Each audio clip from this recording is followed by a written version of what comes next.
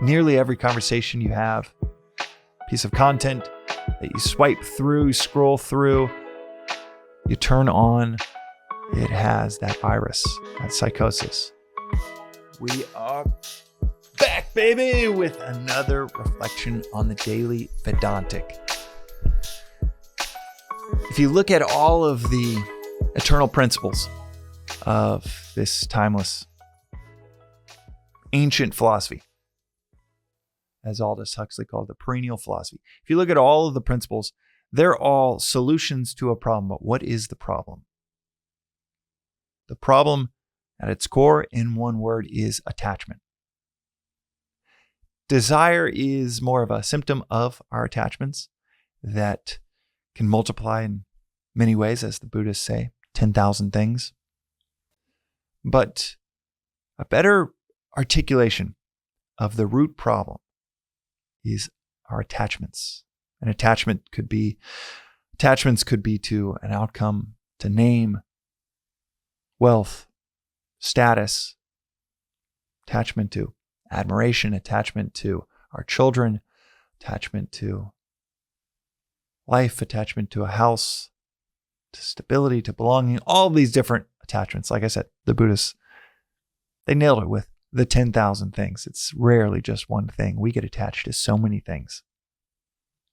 But this root to all of our problems, according to Vedanta, take it or leave it. This is just what the philosophy says, is the root of all of our suffering is attachment. As the Buddha said, life is suffering. A better articulation, definition of dukkha, the word in the First Noble Truth, is all of life is unsatisfactory, dissatisfying, and severely dissatisfying. The Second Noble Truth is all of that dissatisfaction. The root of that dissatisfaction is attachment. Sometimes, like I said, translated as desire, but a more accurate definition in English would be attachment. And it's this attachment that in Vedanta is described as a virus. The virus of attachment. What's so helpful about that is you cannot get a cure for it. You don't just cure it on a Thursday afternoon and you're done.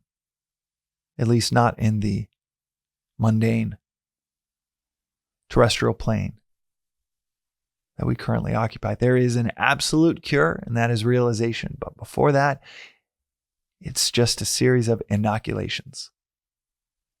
What do I mean by that? This view of attachment as a virus is helpful, one that does not have a cure, is helpful in this way. You cannot find a cure for it in the mundane world, but you can in the mundane world, the world we live in. Through an episode like this, but really through morning, daily study through something like Vedanta Treatise, 2 or 3 pages a day. That is our daily inoculation from the virus. You see, if we go 2 or 3 days, 2 or 3 weeks, 2 or 3 months removed from a daily inoculation, you get lunch with that friend that tells you about this big news in their life that makes you think, shit, I want that. Wait, what? Kind of act nonplussed when they drop some factoid you had no idea about in their life and it's going great and you want that. Or some fearful aspect that they're worried about, or some tragic story that has happened and now you're fearful. Oh my God, that could happen to me. Or like I said, it's that ambition that they just nonchalantly talk through and it spills into your mind and you're like, ooh, maybe I should want that. Maybe I do want that. If that lunch happens 4 hours after morning reflection study, it's not going to have that much power over you. If it happens 3 days removed, 3 weeks removed, it could get stuck, hooked in your mind to where you can't stop thinking about, man, they're moving into that neighborhood. I want to move into that neighborhood. Shit, we should have a bigger house. Our house is falling apart. And boom, the virus has taken hold and it's got its hooks Ram Dass talks about as the collective psychosis. All of these myths that we collectively, societally just walk around holding in our heads, viewing the world in a certain way that might not have anything to do with reality, but it's just how we grow up, how our community view the world, worshiping, let's say, wealth as the end-all, be-all. And before you know it, it's just this collective psychosis of your neighborhood, your region, your country, your hemisphere, the world, obsessed with money or financial milestones. And then you can't help but to be a part of that collective psychosis.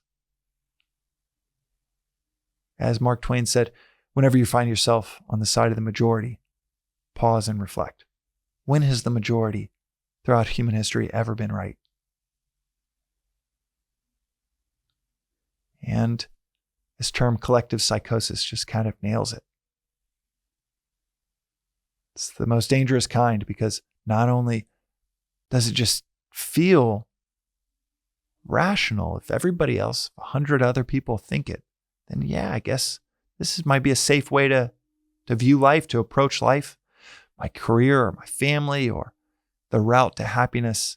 And yet, out of 100 people, how many are truly happy? Throughout human history, when has the majority ever been right?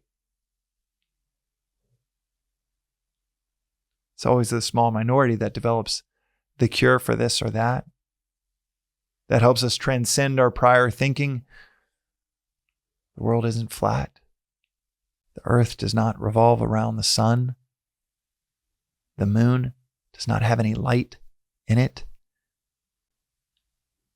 These insights did not come from the majority, and yet they are true. So what else might be true that the majority is?